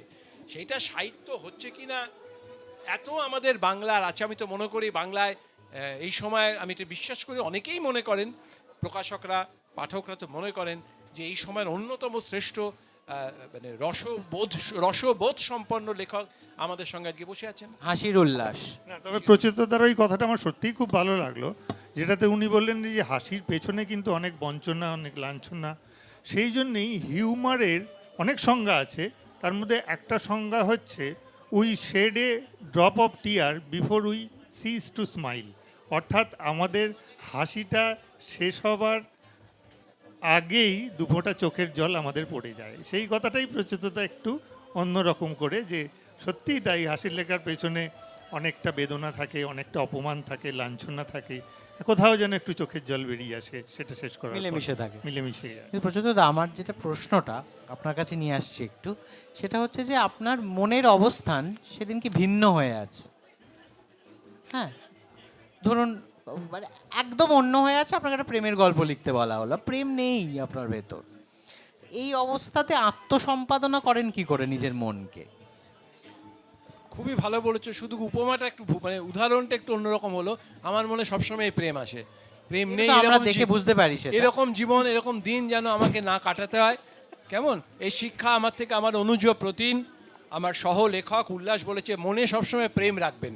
কেমন, কিন্তু ফলে ওটা ঠিক সেটা না। আপনাকে দেখে বোঝা যায়। কিন্তু কিন্তু এরকম অনেক সময় হয় যে লিখতে ইচ্ছে করছে না, লিখতেই ভাল লাগছে না, তখন তো লিখতে পারি না অভিরূপ। না, কিন্তু ওই যে আমরা কথা বলছিলাম যে আমাদের দিতে একটা তো হয়, compulsion থাকে, হ্যাঁ, বাধ্যতা তো তখন থাকে। জাগিয়ে তোলেন কি করে আমি সেই আমি জায়গায়? আমার মনোমতো ঘুরে মনটাকে বললো, যা মন তুই ঘুরে বেড়া, ইচ্ছে মতো উড়ে বেড়া। আর প্রকাশক তার আকাশ হা হতস্মি করে বসে রইলেন, সম্পাদক যিনি বসে রইলেন, তুমি যখন সম্পাদনা করো তখনও তুমি দেখেছো যে সম্পাদক বসে মাথা চাপড়াচ্ছেন। ফলে তখন আমি মনে করি যে আমি তো আমার মনকে দিলাম উড়িয়ে, আহা আজকে আমার মুড নেই, আমি লিখবো না। ওদিকে সম্পাদক তো মাথা চাপড়াচ্ছেন, আমি তখন সম্পাদকের মাথা চাপড়ানো, সম্পাদকের বিরক্ত করা, এটাও মনে করি। এখন তো অনেকটা সময় চলে গেছে। আর দেখো এখানে, হ্যাঁ, এখানে আমার মনে হয় যে আত্ম অনুশীলন কি প্রয়োজন, আপনাদের দুজনকে জিজ্ঞেস করছি, যে একটা- সেক্ষেত্রে যে লেখক তার একটা অনুশীলন, শুধু যে ইচ্ছা আমার হচ্ছে না তা না, আমাকে একটা স্ট্রাকচারের মধ্যে আসা। একটা এও তো সত্য ঘটনা যে যদি উদাহরণ দিতে হয় তাহলে ওই হিমালয়ের দিকে তাকিয়ে তাকিয়ে উদাহরণ দেব। আমি যতই ছোট একটা নুড়িকণা হই না কেন, তো আমি একটা সহজ উদাহরণ দিচ্ছি, রবীন্দ্রনাথ ঠাকুর। রোজ লিখতেন। তাকে জীবন কিভাবে তাকে কষ্ট দেখতে হয়েছে, কি ভয়ঙ্কর কষ্টের মধ্যে বিপর্যয় তো প্রধান বন্ধু ছিলেন। ছিলেন তার বন্ধু। তারপরে কি তিনি মনে করেছেন, দূর আমার আজকে লিখতে ইচ্ছে করছেন, আজ আমি একটু কাঁদি বসে বসে। উনি কেঁদেছেন, হয়তো লেখায় কেঁদেছেন, কিন্তু উনি লিখেও তোছেন। ফলে আমি বললাম আমি নুড়ি পাথরও নই ওনার তুলনায়, আমি হিমালয়ের উদাহরণ আনলাম বটে। আর ফলে একটা অভ্যেসও হয়ে গেছে অভিরূপ, বোধহয় সেটা উল্লাসও বলবে, একটা একটা সুইচ অফ করে দেওয়ার অভ্যেস করতে হয়, মানে উপায় থাকে না কাজ করলে। করেন কি করে প্রচেততা? মানে আমি অনুজ হিসেবে জিজ্ঞেস করছি, একজন লিখন প্রয়াসী হিসেবেও। সুইচ অফটা কি জানো তো, যে কাজটা করছি সেটা যদি আমি গুরুত্বপূর্ণভাবে করি সেটাকে আমি সুইচ অফ বলবো। একটু আগে আমি একটা অনুষ্ঠানে ছিলাম, সেই আমার কিন্তু এখানে কথা দেওয়া আছে এই সময়তে আসার, এখানে আমি আসব, তোমরা থাকবে, আমি অনুষ্ঠান করব। আমার অনেক অনেক অনেক টান এখানে আছে, অনেক দায়িত্ব কর্তব্য, বইমেলার অনেকের সঙ্গে কথা দিয়েছি, কারোর সঙ্গে দেখা হবে, কারোর কোনো প্রকাশকের ঘরে গিয়ে সই করব, এই অনেক কর্তব্য দায়িত্ব রয়েছে, কোথাও একটা যেতে হবে। আমি কিন্তু ওই সুইচটা অফ করে ঢুকেছি। যদি আমি না এইভাবেই ঢুকি, যদি আমি ওই সুইচটা আমার পিছনের টানটা না অফ করে ঢুকতাম, তাহলে আমি এখানে বলতে পারতাম, আমি এসে বললাম না আমাকে অবিরোধ পারছি না, আমার মনটা না একটু উচ্চাটন হয়ে আছে ভাই, মনে হচ্ছে একটু কফি খাই। এইটা হয় না। একটা মানে ডিসিপ্লিন, ব্যক্তিগত জীবনে সুইচটা অফ করে, ব্যক্তিগত বলছি না, অন্য সুইচটা অফ করে আমি অন্য সুইচটাকে অন করার জন্যে আমি মনে করি এটা সব কাজে হয়। একদিন, দুদিন, 3 দিন হতে পারে, জীবনের সব কাজে হয়। একটা সময় এই কারণটা আমি করতে গিয়ে দেখেছি, বেশিরভাগ সময় পড়াশুনোর ক্ষেত্রে আমি পড়াশুনোর সুইচটা অফ করে দিতাম, সেই জন্য এই হাল হয়েছে, আমাকে এখন লিখতে হয়। আমি যদি পড়াশুনো করতাম তাহলে কি আমাকে লিখতে হতো? একেবারে লিখতে হতো না। কিন্তু ওইভাবে সুইচটা অফ করা যায়, মানে ওরম কোন সুইচটা অন করবো এটা বুঝে নিয়ে চলতে হয়। আমার মনে হয় সব পেশার মানুষই এইরকম সুইচ অন সুইচ অফটা তাদের আয়ত্ত করে নিতে হয়। নিশ্চয়ই করতে একটি এক ভদ্রলোক, সে বসের ঘরে গিয়ে সাংঘাতিক মানে যাচ্ছে তাই রকমের অপমান করলো, তাকে কিন্তু সেখান থেকে বেরিয়ে যখন একটা ক্লায়েন্ট এলো তার সঙ্গে খুব হাসি মুখে কথা বলতে লাগলো। হ্যাঁ, তারপরে সে বাড়ি ফেরার সময় টোটো বা অটো ড্রাইভারের সঙ্গে বচসায় জড়িয়ে পড়লো, কিন্তু বাড়িতে এসে আবার ঠান্ডা মাথায় ছেলেকে নিয়ে পড়াতে বসতে হলো। এই রকম যে শুধু লেখক নয়, আমার মনে হয় সমস্ত পেশা, একজন মাস্টারমশাই হোক, একজন লেখক হোক, একজন কর্মজীবী হোক, যে কোনো মানুষের মধ্যেই সুইচ অন আর অফটা প্রথমের দিকে হয়তো খুব চেষ্টা করে করতে হয়, তারপরে এটা অভ্যেস হয়ে যায়। মানে আমরা যেটাকে বলি যে অটোবিল্ট আর কি, হ্যাঁ, নিজের মধ্যে সেটা তৈরি হয়ে যায়, ইনবিল্ট যে কথাটা এসছে। এই যে বইটির কথা বলছিলাম আমি, সাজগোজের বাক্স, এর ভূমিকায় প্রচলিতদা লিখছেন, এই বইয়ের নাম রেখেছি সাজগোজের বাক্স। গল্পটি প্রথম যখন প্রকাশ করি তখন নাম দিয়েছিলাম মানু পালের সাজগোজের বাক্স। বই করার সময় শিরোনাম থেকে মানু পালকে সরিয়ে দিলাম। মনে হলো শুধু মানু পাল কেন, আমরা তো সকলেই সাজগোজের বাক্স সঙ্গে নিয়ে ঘুরি, যেমন যখন দরকার হয় সেজে নিই, তাই নয় কি?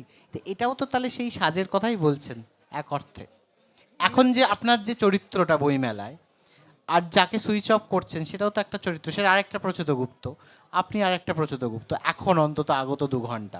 না, অভিরূপ এটা বলে একটুখানি অন্যরকম হলো।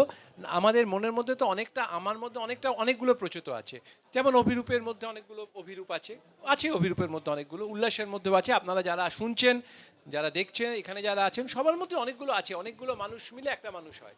কেমন আমার মধ্যে খানিকটা একটা মানুষ আছে, লেখার মানুষটা আমার মধ্যে হয়তো বেশি আছে। কেমন আমার বা উল্লাসের দুজনের মধ্যে একটা পার্ট, আমাদের বাজার করা বা সংসার করা, ওর মধ্যে এগুলো আমাকে করতে হয় না, কিন্তু ওকে করতে হয়। এগুলো করার মধ্যে মন দিয়ে খুব বাজারে যেতে ভালোবাসে, ওর মধ্যে একটা অসম্ভব বাজার প্রেম আছে। আমি অবাক হয়ে যেতাম, এত কাজ করে একটি ছেলে এত পরিশ্রম করে এত বাজার প্রেম কেন, পরে জানতে পারলাম। আপনি জানেন না, কারণ যাবো কেন, কারণ উল্লাস বাজার প্রেম কারণ কি লুকিয়ে লুকিয়ে গিয়ে কচুরি খায়, ও লুকিয়ে লুকিয়ে সিঙ্গারা খায় এবং জিলিপি খায়। এটা ও বলছে, এই প্রচুরতা একটু পরে কথা বলছে, আমি বাজারে যাচ্ছি, পরে যদি জানা যেত কি আনেছে দেখা যাবে কিচ্ছু আনিনি, আসলে কচুরি খেতে গেছে, ওটার নাম বাজার করা। তো এইরকম থাকে সবার মধ্যে, চরিত্রর মধ্যে। আমি সাজগোজ করার কথাটা মানে কি, আমাকে এটার জন্য সাজতে হবে না, আমি যে বইমেলা এসেছি আমার মধ্যে, আমার ভেতরেই আরেকটা চরিত্র আছে, যেটা সেটা বইকে, সেই জন্যই তো আমি লিখতে পারি, সেই জন্যই তো আমি আসতে পারি। আমাকে সাজগোজ করতে, সাজতে তো হয়ই, অনেক সময় সাজতে হয়, অনেক সময় এমন এমন পরিস্থিতিতে পড়তে হয়, এমন এমন জায়গায় যেতে হয়, সেখানে আমাকে তার মতো বা পরিস্থিতির মতো বা জায়গাটির মতো সেজে কি আমাকে নিতে হয় না, নিতে হয়। এবং আমার বক্তব্য, ওটা দিয়ে মানুষকে বিচার করাটা খুব ঠিক নয়। একজন মানুষকে ওটা দিয়েই বিচার করা, এমন কিছু ঠিক হবে না। বিচারটাকে যদি করতে হয় কোনো, বিশেষ করে যে সৃজনশীল কাজের সঙ্গে যুক্ত, তাকে তার সৃজনশীল কাজ দিয়েই লিখিত শব্দ যে লেখক তার ক্ষেত্রে, তোমাকে বিচার হবে তোমার কবিতা দিয়ে, সোজা কথার বিষয়। এমনি তুমি ভালো বুঝলাম, কিন্তু কবিতা দিয়ে বিচার হবে, এটা হলে বোধহয় ভালো বিচার হয়। এটা আমার নিজের ব্যক্তিগত মত, এটা অন্য কেউ কিছু, তার কি মত আছে, তার কি রাজনীতি আছে, তার কি সমাজনীতি আছে, তার কি অর্থনীতি আছে, তার কার সঙ্গে সম্পর্ক আছে, এগুলো কোনো ঘটনা না, থাকেও না। এসব টিকে থাকেও না। তার কার প্রতি রাগ আছে, কার প্রতি প্রেম আছে, এগুলো টিকে থাকে না কোনো অর্থে, এমন থাকবেও না। থাকে না, থাকবেও না। এটা রাজনীতিকের ক্ষেত্রেও থাকে না, তার কাজ দিয়ে বিচার হয়। তা এইটাও তাই বলছি, লেখকের ক্ষেত্রেও তাই। আমরা সবাই একই রকম, কেউ লিখি কেউ লিখি না, এই তো আমরা সবাই সাজগোজ করে নিই। আমি যখন, ও যেমন বলছে একরকম সাজগোজ করতে করতে তো হয়, কিন্তু ভেতরে যেটা, ও যখন বলছে আমি পরিবারের কাছে যাচ্ছি, আমি বন্ধুর কাছে যাচ্ছি, আমি প্রেমিকের কাছে যাচ্ছি, আমি প্রেমিকার কাছে যাচ্ছি, এটা কি আর সেজে যেতে হয়? আমার ভেতরে আরো একজন আমি, নিশ্চয়ই আমার ভিন্ন ভেতরে ভিন্ন আমি। সহস্র আমি আছে। সোনাইগঞ্জের উপাখ্যান এবং পাটিগণিতের কলম, এই আরও দুটি বই এই বইমেলায় বেরিয়েছে। তো এই দুটি বই এবং আজকে যে বইটার কথা বলছিলাম সাজগোজের বাক্স, এই তিনটে বই থেকে পেছনে যদি ঘুরে তাকাই আজকে 2 দশকের আগে, যে প্রথম বই বেরোনো নিয়ে একটা তুমুল হইচই হয়েছিল আপনার জীবনে, এবং তাতে আপনার বন্ধুদের একটা বিরাট ভূমিকা ছিল, এবং সেই বিষয়টা একটু বলুন আমাদের এখানে। আরেকটা বলি না, আমার আরেকটা বই বেরিয়েছে আমার নৌকোবেলা বলে, আচ্ছা এই আরেকটা বই বেরিয়েছে মিত্র ঘোষ থেকে করে। যাই হোক, প্রথম উপন্যাস নিয়ে আমার একটা হইচই হয়েছিল। আমি একটু বলে রাখি, সোনাইগঞ্জের উপাখ্যান হচ্ছে আনন্দ পাবলিশার্সে, আর পাটিগণিতের কলমটা প্রচলিত কোথা থেকে বেরিয়েছে? আজকাল প্রকাশন। ওটা আজকাল থেকে বেরিয়েছে। এবারে আমি আমাদের এই তো প্রথম উপন্যাসের গল্প, প্রথম যে উপন্যাস লিখেছিলাম, তখন আমি যখন উপন্যাসটা লিখেছিলাম, আমার অনেকবার বলেওছি গল্পটা, তখন আমার মানে খুব একটা সমস্যার মধ্যে ছিলাম, মানে বেশি বয়সে বেকার হয়ে গেছি। তো বেশি বয়সে বেকার হওয়ার অনেক রকম সমস্যা থাকে, এক তো আর নতুন করে কাজ পাওয়ার সমস্যা থাকে, আর দুই বন্ধুরা না দূর দিয়ে পালিয়ে যায়, পরিচিত জনেরা, কারণ জানে এ তো ধার চাইবেই, বেকার তো কিছু ধার চাইবেই, আর বয়সটা বেশি হয়ে গেছে, ও শোধ করবে কি করে? ফলে একটুখানি ওইটা সমস্যা, যে দুটো খুব সাবধান, আগে থেকেই বলে দিতাম, ওরে আয় আমি ধার চাইছি না, নাহলে উপায় নেই। ওই সময় আমি আর কি করব, সকালবেলার দিকটা চুলটুল নাচলে, হাতে হাতে জামা টামা আটকে, যেটা চাকরি পেতে সুবিধা আর কি, একটা ভালো ছেলে গুড বাই সেজে চাকরি খুঁজতাম, পেতাম না, আর দুপুরবেলাটা উপন্যাস লিখতাম।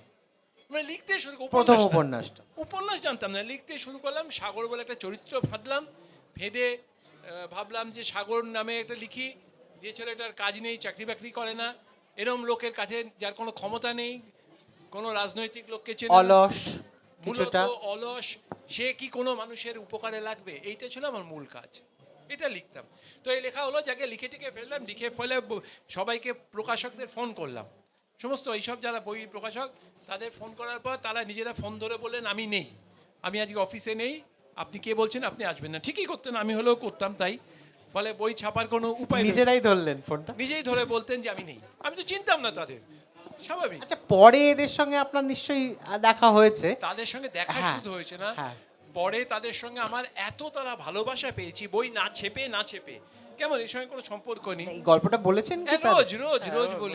রোজ বলি, এবং আমি যদি প্রকাশক হতাম, আমিও তাই করতাম, এরা ঠিকই করতেন, একেবারে একদম কিছুই জানি না, আরে সেটাও তো একজন প্রকাশকই ছেপেছেন, পরে সেটাই তো একজন সম্পাদকই ছেপেছেন, ফলে এটাকে ইন জেনারেল করা যায় না।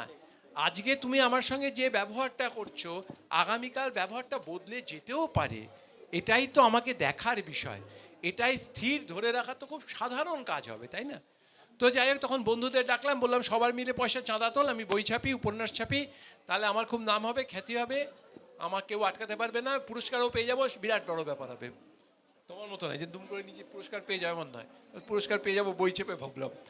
আচ্ছা, গুণী ছেলে যা হয়, যাই হোক, আমিও পেয়েছিলাম ওই পুরস্কার, এই বই লিখে, বাংলা একাডেমির পুরস্কার আমিও পেয়েছিলাম। এটা হ্যাঁ, তুমি নিশ্চয়ই, পেয়েছিলে? এটা প্রথম আমি বাংলা একাডেমির বই পুরস্কার পেয়েছিলাম। আমার বন্ধুরা বলে, যেতে পারি মিটিংয়ে, চা খাওয়াতে হবে, সিগারেটটা তো খাওয়াতেই হবে, আর সিঙ্গারা খাওয়াতে হবে। সব খাওয়া দাওয়া করে বললো যে হ্যাঁ আমরা এই করবো, ওই করবো, এই চাঁদা দেবো, ওই চাঁদা দেবো। পরে মিটিংটা যখন র্যাপ আপ হচ্ছে, বললো যে ভাই বাদ দে, বইটা করিস না, তুই বরঞ্চ আরেকটা পড়বো, চা দে, কারণ কী হবে, খাটের তলায় তো পড়ে থাকবে, কে তোর বই নেবে। আমি খুব ঠিক কথা, আবার চা বললাম, আবার সিঙ্গারা বললাম, বইয়ের বারণ থাকলো। পরে কিন্তু আমাকে আনন্দবাজার অফিসের হর্ষদা, নামই বলছি, তিনি উপন্যাস চেয়েছিলেন, বললেন মনোনীত হলে সেই উপন্যাস ছাপা হবে। সেই উপন্যাস, যে উপন্যাস পড়েছিল অতদিন ধরে, সেই উপন্যাস ছাপা হলো আনন্দলোক পূজাবার্ষিকী পত্রিকায়, সেই উপন্যাস দেশ বই করলো, সেই উপন্যাস বাংলা একাডেমি পুরস্কার দিল, সেই উপন্যাস থেকে আমার সাগর নামে একটা চরিত্র তৈরি হলো, খুব অল্প হলো, কিছু মানুষ তাকে ভালোবেসে ফেললো। সেই উপন্যাসের পর আরও কিছু লিখেছি, উল্লাস আমাকে চিনলো, খুব হিংসাতে চিনলো, কিন্তু খুবই হিংসাতে না? খুব হিংসাতে চিনলো, কিন্তু চিনলো, ছেড়ে যেতে পারলো না। আমার মূলত হিংসে হচ্ছে যে আমার মাথায় ওই রকম একটা প্লট ছিল, একটা বেকার ছেলেকে নিয়ে লিখবো। আমি ভাবলাম যে মানে যা লিখে দিল, আর তো কিছু তো পাত্তা শুধু না, করতে পারবো না বিখ্যাত হয়ে ওখানে। গেল তো সে। হ্যাঁ? সাগর তো রীতিমতো বিখ্যাত, আরে বিখ্যাত হয়ে প্রচুরদার গেল। থেকে বেশি একদম, বিখ্যাত। প্রচুরদার থেকে বেশি বিখ্যাত হয়েছে, কিন্তু এই আমার প্লটটা কিরকম করে যেন জানতে পেরে গেছে প্রচুরদা। তো এটা নিয়ে একটু ঈর্ষার ব্যাপার ছিলই। আমি সাগরকে নিয়ে একটা প্রশ্ন করি প্রচুরদা, যে আপনি এক জায়গায় লিখেওছেন আর যে সাগরকে নিয়ে লিখতে আপনার সবচেয়ে ভালো লাগে, এবং আপনার একটা অসামান্য লেখা, ঠিক লেখা বলা যাবে না, সেটা হচ্ছে যে প্রচুতগুপ্ত সাক্ষাৎকার নিচ্ছে সাগর। তো সেখানে অনেক কথা দুজনেই বলছে, হ্যাঁ, এবং সাগর সেখানে নিজের সম্পর্কেও জানতে চাইছে যে আমি এরকম এরকম কেন, এবং প্রচুতগুপ্ত বলছেন যে আমি যা যা পারি না তুই তাই তাই পারিস রে। হ্যাঁ, তো এই নির্মাণ ভাবনাটা এসেছিল কি করে, নাকি এটা স্বাভাবিকভাবে চলে এসেছিল? সাগর লিখতে সব থেকে ভালোবাসি, যে কারণ আমি সাগর কোনো গুরুত্বপূর্ণভাবে লিখতে হয় না, সাগর আমার মনের মতো লিখে যাই, মানে এক রকম, মানে যা আমার হাতে এলো, যা আমার মনে হলো, আমি সেইভাবে সাগর লিখে যেতে পারি, কোনো অসুবিধা হয় না। এবং আমি যা খুশি ইচ্ছে লিখতে পারি, যা আমি পারিনি জীবনে সে কথা লিখতে পারি, যা অভিরূপ পারেনি জীবনে সে কথা লিখতে পারি, যা উল্লাস জীবনে পারেনি লিখতে পারি, যা আপনারা পারেননি লিখতে পারি, কারণ আমরা করতে চাই, আমাদের সকলের মনের মধ্যেই আমি মনে করি একজন করে সাগর আছে। সেই সাগরটা কি? সে সাগর কি শুধু বহেমিয়ান প্রেম করে? না। সে সাগর কি শুধুই ঘর ছেড়ে ঘুরে বেড়ায়, বেরিয়ে বেড়ায়, প্রকৃতি দেখায় বেড়ায়? না। এগুলো সে করে, তার সঙ্গে সাগর কোনো ক্ষমতা ছাড়া, অর্থ ছাড়া মানুষ বিপদে পড়লে তার পাশে দাঁড়ায়। এরকম একটা সাগর আমাদের সকলের মনের মধ্যে আছে। এখানেও সেই ঘুরে ফিরে একটা অদ্ভুত আপনার ইনার সেলফের ইতিবাচক বা শুভ বোধ সাগরের মধ্যে প্রবলভাবে জাগ্রত আছে। ভবোধ কিনা জানি না, আমি তো দেখতে পাই বলেই করতে পারি, আমি একা দেখতে পাই না, সব চরিত্র দেখতে যারা প্রচুরতার সঙ্গে মিশেছেন বা স্নেহ পেয়েছেন তারা জানেন, এই একটু রাত হয়েছে হয়তো ফিরতে, প্রচুরতা ফোন করে খবর নেন, তুমি বাড়ি পৌঁছছো তো, আমি এটা বাকি কর্তব্য, এই যে জিনিসটা, এটা তো আজকের দিনে উঠে যাচ্ছে, না, আর না, তো এটা কেউ কর্তব্য, করে না। অত দূর হ্যাঁ। থেকে ফিরছো সেটা তো জানা। সাগরের মতো ওর একটা চরিত্র আছে, আবার আমি উল্লাস আছে বলবো, নিশ্চয়ই উল্লাসের কথাই বলবো, কিটু বলে চরিত্রটি, তাই তো? কিটু তো কিরু ভুল করে, কিরু বলে একটি চরিত্র আছে, কিরু, সে একটা মানে অবিস্মরণীয় চরিত্র, অনেকটা পাগলা দাশুর টাইপ। পাগলা দাশুটাকে এই সময় এনে ফেললে যেরকম হতে পারে, এই সময় সমস্যা এনে ফেলতে পারে, জীবনকে দেখা, একটা স্কুল বয়, স্কুলের ছেলে, জীবন ওই অনেকটা মানে আমাদের সবারই তো একটা মূল কি, সে যাই বলি আসলে তো পাগলা দাশু থেকে টেনেছি বলে তো অস্বীকার করে তো কোনো উপায় নেই, লুকোতে তো পারবো না, সে সাগরও টেনেছি, কিছু জানি না, আমি কেউ রাগ করবেন না, সে নির্লোহিত টেনেছে কোনো জায়গায়, শ্রীকান্তও টেনেছেন কোনো জায়গায়, আগে হোক পরে হোক, পরে ওটাই হিমুও টেনেছে, কোথাও একটা সবার মধ্যে একটা পাগলা দাশু আমি ভালোবাসার ব্যাপার আছে, তাই না? উল্লাসদা, আপনার কি মনে হয়? একদমই তাই, পাগলা দাশু একেবারে আমাদের অন্তরে ঢুকে গেছে। মানে যে আমার তো মনে হয় যে সুকুমার রায় যদি না লিখতেন, আমার বোধহয় একটা লাইনও লেখা হতো না। এন্টায়ার সুকুমার রায় এবং পাগলা দাশুর ওই যে সমস্ত গল্প, হ্যাঁ, ছড়াগুলো আমি ছেড়েই দিলাম, পদ্যগুলো আমি ছেড়েই দিলাম, যে ওই রকম একটা ছেলে স্কুলে আসে, ওই রকম সমস্যা এবং ওই রকমের যুক্তি, যে রমাপদ ওকে মিহিদানা দেয়নি, রমাপদ বলছে যে আমার মিহিদানা আমি যাকে ইচ্ছা দেবো, যাকে ইচ্ছা দেবো না, তাতে কার কি। ও তখন বলছে, ও সেই পটকা নিয়ে মিহিদানার হাঁড়িতে ফাটিয়ে দিয়েছিল, তো ও বলছে যে আমার পটকা আমি যেখানে ইচ্ছা ফাটাবো, তাতে কার কি। হ্যাঁ, তো হ্যাঁ, এই যুক্তি, এই জীবন বোধ, হ্যাঁ হ্যাঁ, বলো, হ্যাঁ একদমই তাই। এটা সাগরেরও একটা প্রধান একটা চেষ্টা করেছি আমি তো বলছি, আসলে তো সূত্রই ওই কিরু, যেটা বললাম, সেই ছেলেটিকে এই গল্পটা না বললে আমার সাগর বলাটা অন্যায় হবে, ভুল হয়ে যাবে। একটা ছেলে, ওই কিরু, একদিন এসে বললো, স্যার আমি হেডমাস্টার মশাইকে বললো, স্যার আমি স্কুল থেকে চলে যাচ্ছি, দুটো না তিনটে পিরিয়ড হয়েছে, তো বলে কেন আর স্কুল করবো না, বলে কারণ আমি আম পাড়তে যাবো, আম চুরি করতে যাবো। হেডমাস্টার মশাই অবাক, এরকম একটা ছেলে ক্লাস কোন ক্লাসে পড়ে, 6, 7 না 8 এরকম, এটা ভালো এরকম ছেলে, সে বললো কেন, বলে আমি আম পারবো, চুরি করব, গরম পড়েছে আম চুরি করবো, মানে কার কি, একদম মানে কার কি, সাগরও যেমন কার কি, ও চুরি করতে যাব, তখন একটা বললো যে আপনি কি আমার সঙ্গে সঙ্গী হবেন? বলে তোর সঙ্গে আমি সঙ্গী হব। হেডমাস্টার মশাই ছাত্রকে বলছেন তুই আম পারবি, চুরি করবি, আমি তোর সঙ্গী হব। এই আনন্দ বোধটা, এই ভাবনাটাই তো স্বাধীন জীবন। পৃথিবীটা। স্বাধীন এই আনন্দ বোধটা চলে যাচ্ছে বলেই জীবন এত জটিল এবং স্বার্থপর। জটিল শুধু না, লোভী ও স্বার্থপর হয়ে যাচ্ছি।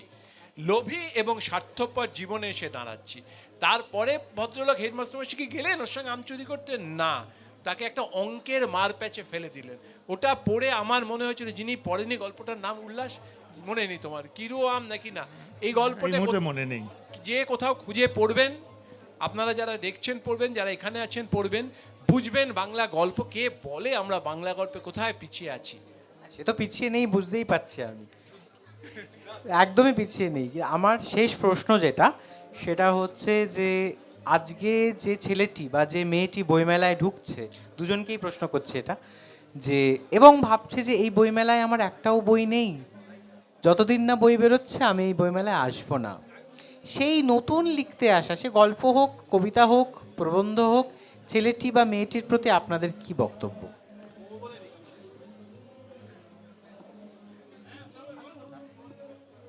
আমার তো ওই রকম কোনো প্রতিজ্ঞা ছিল না যে আমার বই না বেরোলে আমি বইমেলায় যাব না। তবু আমার এরকম- একটু অন্যরকমের ছিল। সেই বয়সে একটা প্রেম টেম করতাম। তো আমরা ঠিক করেছিলাম, মানে তখন বাড়ি থেকে কলকাতায় আসা, আমরা তো অনেকটা দূরে থাকি, বাড়ির পারমিশন পাওয়া যেত না, যে গেলে দুজনে একসঙ্গেই যাব, এরকম একটা ঠিক করেছিলাম। তারপরে সেই যেরকম হয় আর কি, খুব আমাকে কতদিন আর সহ্য করবে, সে ব্রেকআপ হয়ে যায়। ব্রেকআপ হয়ে যাওয়ার পরে তো আমি জানি বোধহয় সে ভুলে টুলে গেছে আর কি, সে বইমেলায় যাবে না। তা আমি কি করে এতদিন বঞ্চিত থাকবো? আমি চুপি চুপি বইমেলায় গেছি, তখন তার সঙ্গে দেখা হলো, সে নতুন প্রেমিককে নিয়ে ঘুরছে। হ্যাঁ, এটা একটা অদ্ভুত অভিজ্ঞতা হলো। প্রশান্ত? যে ছেলেটি বা মেয়েটি আসছে এবং ভাবছে যে আমি আমার একটা বই না থাকলে আমার আর আসবো না, বা আমিও একটা বই চাই, আসলে আসবো না কথাটা তো জোর করে বানিয়ে বলা। অভিমান। হ্যাঁ, অভিমান। আমি তো আবার বলেছি, অভিমানটা কার ওপর? বইমেলার ওপর, না বইয়ের ওপর, না নিজের ওপর? কেউ, আমি পরে বুঝতে পারিনি। আমার একটা বক্তব্য, নিশ্চয়ই এটা তো খুব আনন্দের গর্বের কথা, আছে বলেই তো আমরা বেঁচে আছি। কেউ গল্পের বই, কেউ কবিতার বই, কেউ প্রবন্ধের বই, এসব তো করতে চাইবে। শুধু আমার একটাই বার্তা থাকবে, আমি যেন বই করতে না আসি, আমি যেন লিখতে আসি। শুধুমাত্র দুটো মলাটের মধ্যে কিছু কাগজ পুড়ে দিলাম ছাপা, তার নাম দিলাম বই, সেটা হয় প্রভূত বিক্রি হলো, যা বই নয়, আবার হয় কিছুই বিক্রি হলো না, যা বইও নয়। এ ভেবে যেন না আসি। আমি যেন সত্যি আমার মনের কথা, বা আমি যা চাই, আমি যা বলতে চাই, আমি সেই তাড়নায় যেন লিখতে, সে যে বিষয় হোক, যে কোনো বিষয় হতে পারে, সেই ইতিহাস, ভূগোল, বিজ্ঞান, ভ্রমণ, অ্যাডভেঞ্চার, ডিটেকটিভ, রসসাহিত্য, যা হোক না কেন, সেটা যেন মনে মনে সে ভাবে নিশ্চয়ই আমার যেন একটা বই আমি পরের বারের বইমেলায় দেখি, আর সেটা যেন বই হয়। আজকে না আমি বলছি যে সেটা যেন সত্যিকারের কোট আনকোট একটা বই হয়। মনে রাখতে হবে, পাঠক যারা আছেন, তারা যারা বই নেন, তাদের মতো তারা কেউ খুব বুদ্ধিদীপ্ত, তারা খুব বুদ্ধিমান, খুব রুচিসম্পন্ন এবং শিক্ষিত। তারা কিন্তু পুরুষানুক্রমে এবং বা নিজে শুরু থেকেই যারা প্রথম পড়ছেন, তারাও কিন্তু বই লেখা এটা চিনতে ভুল করেন না।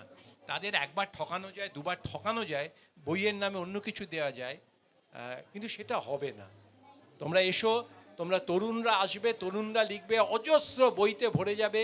এবং এটা হয় সেই জন্যে এত লিটল ম্যাগাজিন, সেই জন্যে এত তরুণ লেখা, এত ভালো লেখা, সেই জন্য এত গল্প, কবিতা, বিশেষ করে কবিতা, প্রবন্ধ এত ভালো লেখা হচ্ছে আজকে আমাদের গোটা, মানে চারপাশ, গোটা বাংলা জুড়ে। এত গ্রাম থেকে এসে লিটল ম্যাগাজিন তৈরি করে ছেলেমেয়েরা, এ তো ভাবাই যায় না।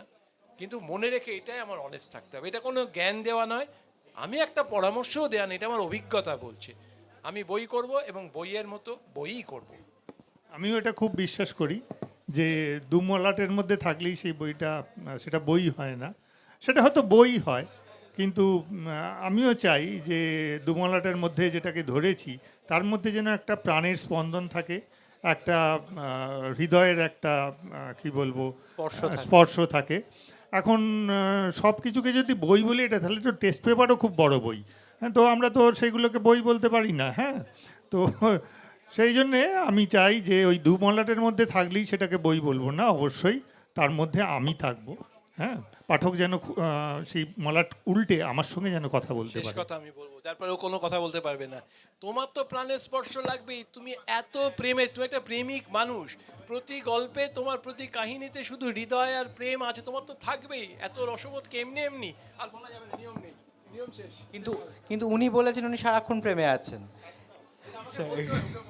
আচ্ছা, আমরা এখানেই শেষ করছি এই কথা নিয়ে যে লেখার তাড়না এবং প্রেম, এই দুই নিয়েই আমাদের জীবন, এই দুই নিয়েই যেন আমরা থাকি।